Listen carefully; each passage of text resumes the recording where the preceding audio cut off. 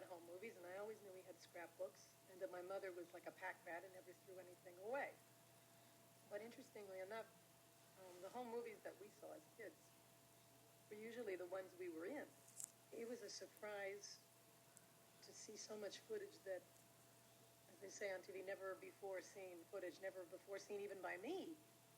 It's taken us about 3 years to look through the scrapbooks and research tapes and then find all the people and do all the interviews. And I wanted people to see this side of my parents because it was the personal side, and even without sound, the pictures say so much about who they were and the joy that they had, and some of them show tears that they had, the shynesses. I'm so lonely and blue when I'm without you. I don't know what I'd do, sweetheart, without you. The joy and tears that love endears would have no meaning if I didn't have you to keep me dreaming at the close of the day when I'm without you and my heart kneels to pray. I pray about you. You take a star and lead it far away from heaven, and the star will be lost as I'm lost without you.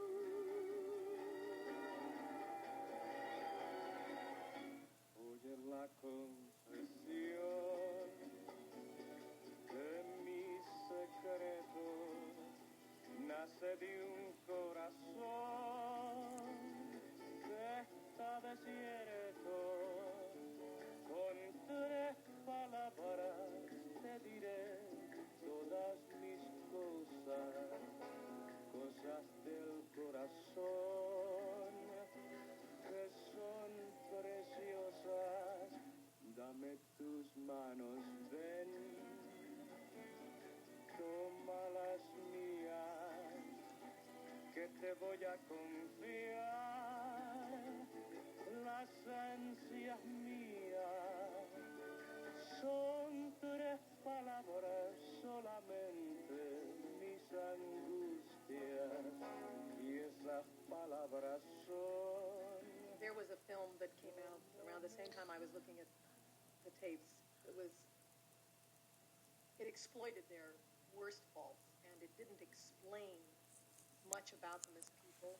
It didn't even get the history right of the I Love Lucy shows being created. And I thought there must be a better way. There must be a way to show these 2 people and be more realistic and have more fun watching it, but also answer some questions.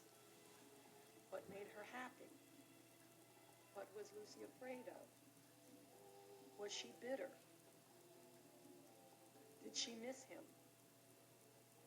Did Desi miss her? Why couldn't they stay married?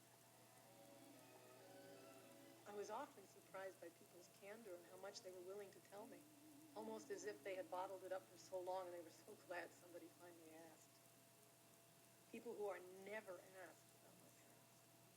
People who worked with them, people who were in the dressing room all day long, who must know a lot more, and Uncle Fred and Aunt Cleo and Cousin Pam, and people who were there when we were growing up. And I didn't do it because they're a famous family. I did it because I think family history is just a fascinating thing to study, why people do what they do and how the circle goes on and that things just don't happen. What is this all about? Of course, it was about recovery. It was about spiritual recovery. It was about finding that relationship that was true in a family and wanting to see if there was such a thing as a loving, happy, lasting life. Como me gusta.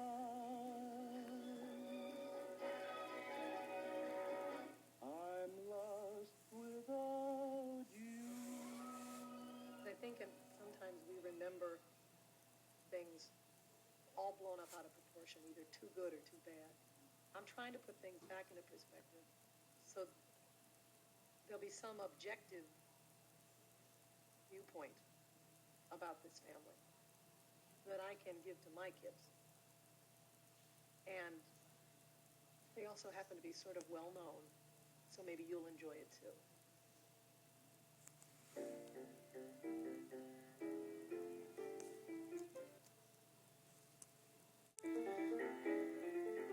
She was always a goer. Whatever group she was in charge. I mean, she could always entertain, and she could always get an audience. We'd go to a party, and she was it. Well, she had the part of some kind of a dancing Indian. She got carried away with her part. She got so intense with it, she didn't know where she was, and she ended up in the orchestra pit. I think that people who have known her and love to talk about her are people who have not realized the depth of her suffering in her life. They have taken it for granted that she was always a clown, and that they haven't studied clowns. They don't know that clowns generally have a very bad personal life. There's always big, big holes in it. And there certainly was in Lucille's life. Where did you come from originally? I'm from Jamestown, New York. And how did you get here? I mean, did you... I walked. No. Yes, I did. I hitchhiked from Jamestown. She knew Jamestown wasn't for her. She was just so different from all the other girls around there. Her life was I don't think, very happy when she was a child. And I never knew that because she told me all about how beautiful Jamestown was, and the change of seasons was what I heard about. That's where your mother's love of Currier and Ives, those prints, because the lake froze over in the wintertime and you ice skated, and Grandpa built a toboggan. I, of course, before I started this exploration, never knew the answers to any of the questions about why my mother worked the way she did, or what was she running from, or even the fact that she was running. But now, after having talked to some of these people and listened to tapes and reread interviews and with people, I think it was an inbred thing in her. First of all, she came from a family of people who had been through great tragedy, great poverty, a lot of death. Everyone knows that if a little girl loses her father when she's young, it has a terrible effect on her the rest of her life.